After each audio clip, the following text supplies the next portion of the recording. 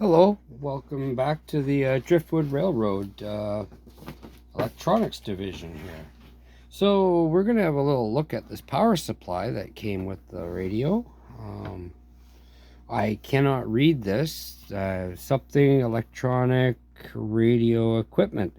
It's too bad this label's missing. There's no other obvious identification on the back of this, nor the front.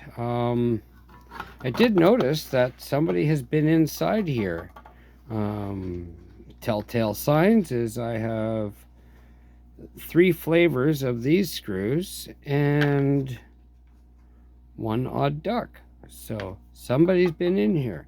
So let's take a look. I haven't opened this yet. I just took the screws off. And oh goody. More paper capacitors.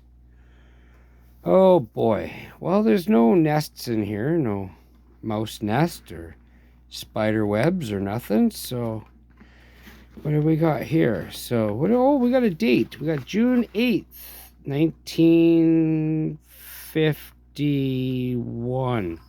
Right there. It's not clear, but I think that's a 1 or a 7. So, judging by the age of these capacitors, this poor power supply looks like it could use a rebuild as well. Hoping this power transformer, which steps this from 110 or 115, whatever your local supply is, should step this down to 90 volts. Right here, we have a selenium. That's called a selenium rectifier. So that changes our AC volts down to DC volts. There's another rectifier here. So I surmise there's 2 taps on this coil. One does the 90 volts. I'm going to say this is the 90 volt rectifier. And this would be the 1.5 volt rectifier. So essentially, this is 2 power supplies in one.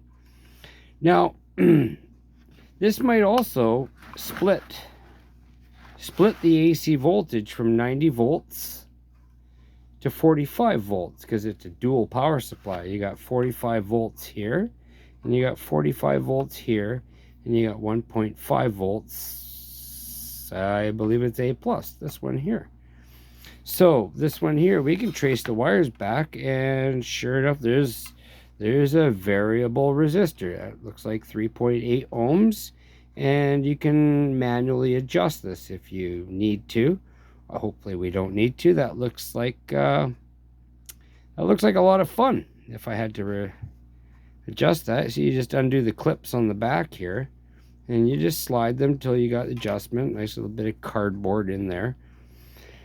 And quite honestly, these capacitors don't look too bad. They're not too waxy. I don't see anything scraping off of them. So these are just basically filter capacitors.